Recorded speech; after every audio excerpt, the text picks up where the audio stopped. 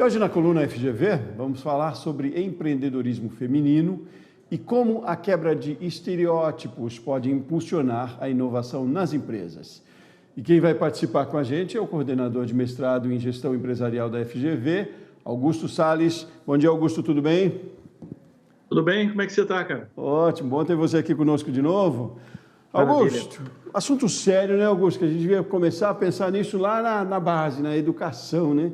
Mas vamos trazer isso para as empresas hoje. O que a gente caracteriza aí como estereótipos? O que você me diz? Então, rapaz, eu tive uma conversa há 2 semanas a gente fez um evento aqui na escola e chamamos 2 empreendedoras de sucesso, né?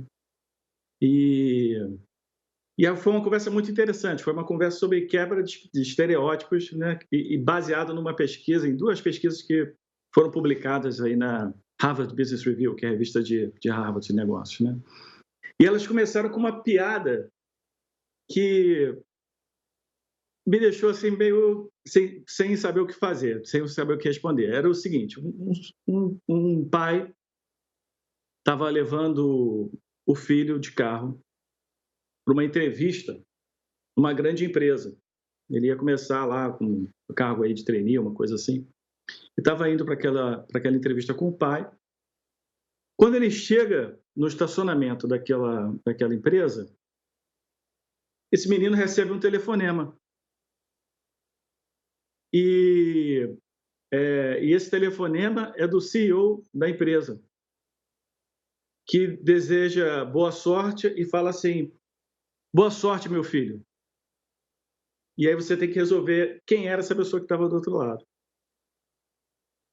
E aí, essa é uma pesquisa, na verdade, é um experimento que, Sebastião, que tem sido feito, né, em larga escala, e as pessoas não conseguem responder. Porque a primeira coisa que vem na cabeça é, mas se o pai dele está do lado, né, e o CEO está falando boa sorte, meu filho, como é que o pai pode estar nos 2 lugares ao mesmo tempo? Olha só. Então ficam perguntando se é o avô, se é um casal de homoafetivo, enfim. No final das contas, né, é a mãe dele a CEO da empresa.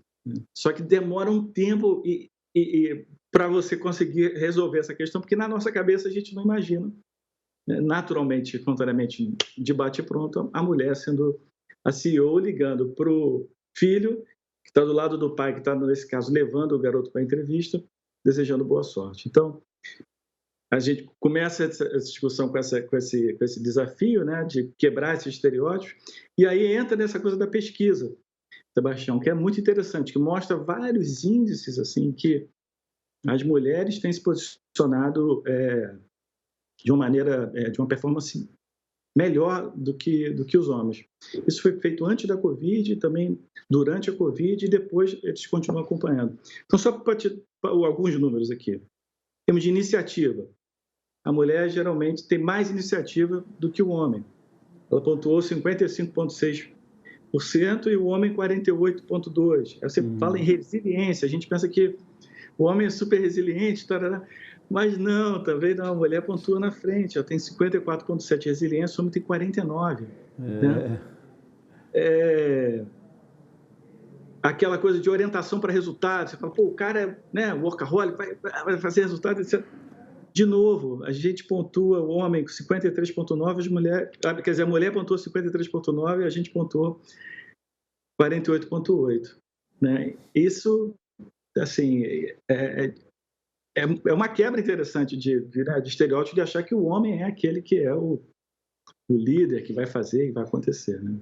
Temos muito que aprender, né, Augusto? Está claro aí, não precisava nem de estatística, mas enfim, temos muito que aprender. Mas me diz, então, como é que a gente começa isso nas empresas, Augusto? Precisa começar de alguma maneira. É linguagem, é um processo, é uma estratégia? O que você diz em 1 minuto que a gente tem aí? Então, Sebastião, o que a gente tem visto nas organizações são programas, né, direcionados exatamente ao público, no caso a gente está falando do público feminino, né, ao público feminino, de expor elas, né, a desafios maiores e de criar as condições que elas possam subir, né, na escala ali evolutiva, né, nas organizações de responsabilidade. Então, por exemplo, eu vi exemplos de empresas que começaram a cuidar um pouco do tema da gravidez, né, para que a mulher não abandone uma jornada executiva durante a gravidez, mas que a empresa dê as condições de ela ter um filho, se precisar levar, né, para amamentar, alguma coisa assim, criar essas condições. E também, Sebastião, programas de educação executiva, né? Dá às mulheres a oportunidade de fazer programas, né, de pós-graduação, de mestrado, de graduação, de MBA, enfim, do que tiver, para que elas também possam, né, se capacitar, não só na prática, mas também na teoria, e nesses programas, geralmente, você tem uma troca incrível com outros executivos, né? Então, isso também é uma estratégia que a gente tem visto nas organizações. E a educação é tudo, né, Augusto? A gente tem que começar lá na base também, né? Para quebrar, né, esses estereótipos desde criança já, né? Exatamente. Temos muito para falar ainda, muito para contribuir ainda, né? Augusto, da Escola Brasileira de Administração Pública e de Empresas, a ABAP, da FGV, obrigado pela sua participação mais uma vez. Volte sempre, meu caro. Obrigado, cara. Abração.